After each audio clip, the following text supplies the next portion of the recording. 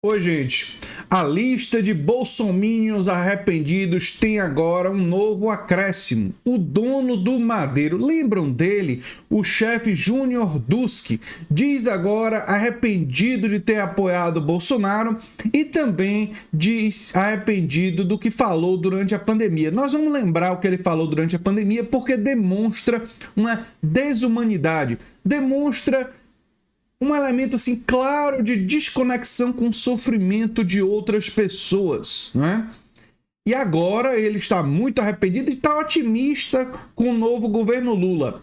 Eu fico pensando, será que esse otimismo dele e essas desculpas não tem um elemento, não tem a ver com o fato dele estar profundamente endividado e está querendo agora não se tornar uma burgueria bolsonarista?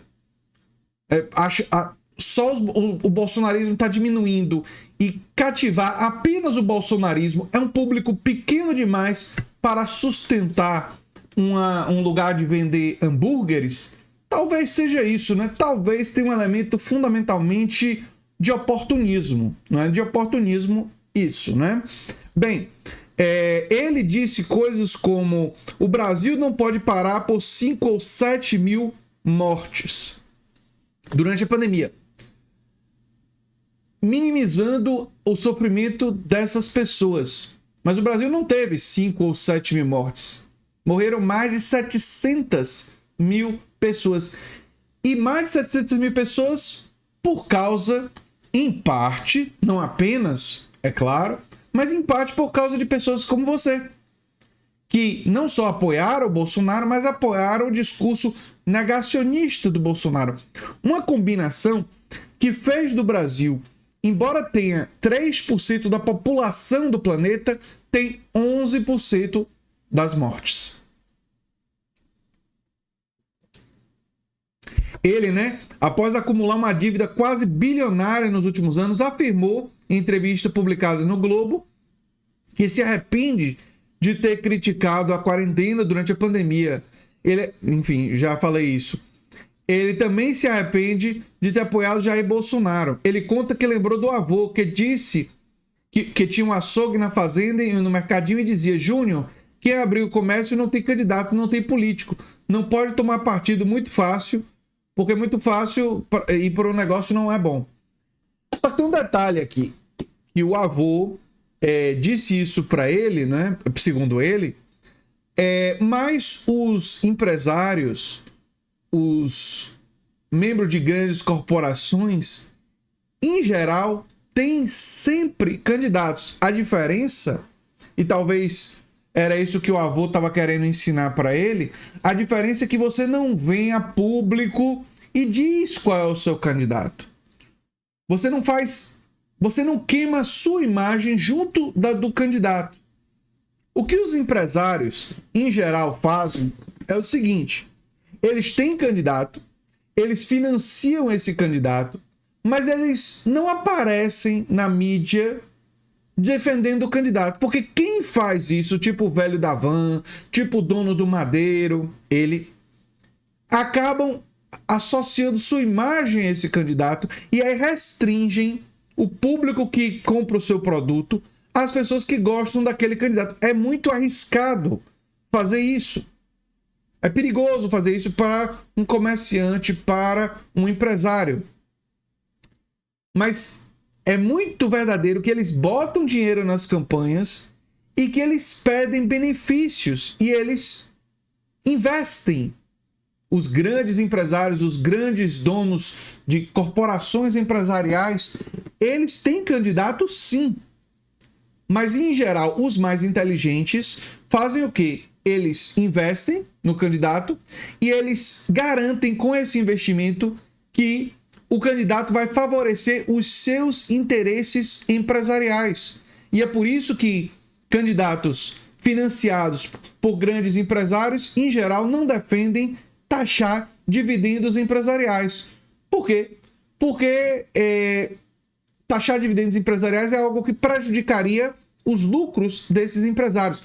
O que é que os financiados pelos empresários fazem? Defendem diminuição de impostos e aumento das isenções fiscais para o grande empresariado. Eles estão defendendo diminuição de impostos para a classe trabalhadora, esses políticos financiados por esses empresários? Não.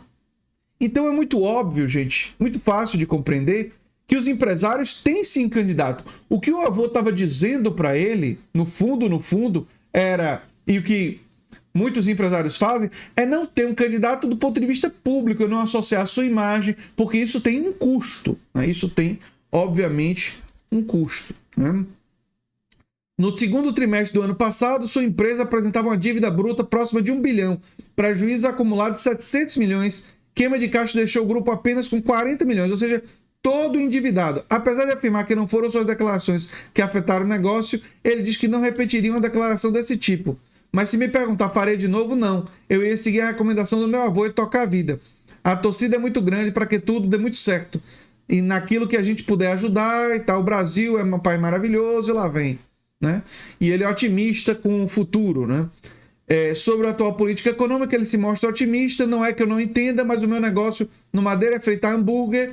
O input dos bancos está bem mais devagar do que deveria, mas a perspectiva é que vai melhorar, que o mercado devagarinho vai retomando como está retomando. O mercado de capitais deve abrir, ninguém sabe quando, mas a gente tem que estar pronto. Vamos trabalhar como se isso não tivesse oferta pública inicial e ir pagando a dívida no fluxo. Bem, eu atribuo o arrependimento dele claramente a dívidas, a situação econômica dele, né? Fica bem evidente isso, né?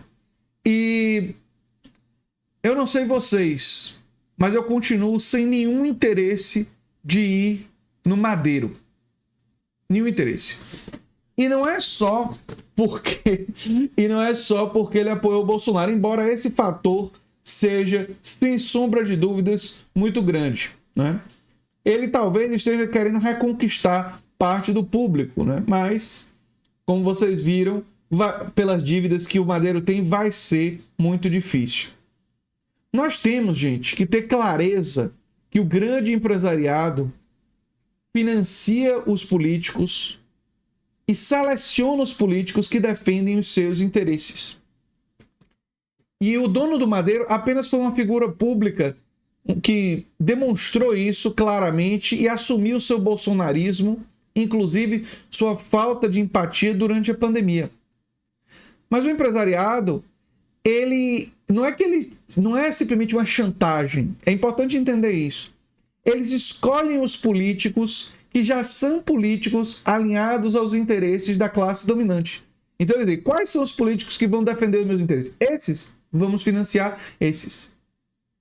E a classe trabalhadora, os mais pobres, as pessoas que reconhecem isso e cujos interesses são diferentes daqueles da classe dominante, precisam se unir, precisam se fortalecer, porque sempre vão aparecer esses que são tolos, como o dono do Madeiro, que desgastou sua própria imagem fazendo isso, mas vão ter muitos outros mais espertos que vão financiar os políticos e ficar nos bastidores, sem queimar sua imagem, mas ainda assim produzindo políticas públicas que contrariam os interesses da classe trabalhadora, que contrariam os interesses ambientais de todos nós. Eu sou André Teixeira Jacobina, o canal é a Nova Máquina do Tempo e a gente se vê em breve em um outro vídeo. E se você gosta do que a gente faz, já sabe o que fazer. Se inscreve, dá um like, compartilha. Quem sabe se torna membro, apoiador, quem sabe faz um dos nossos cursos. Tchau, tchau, gente.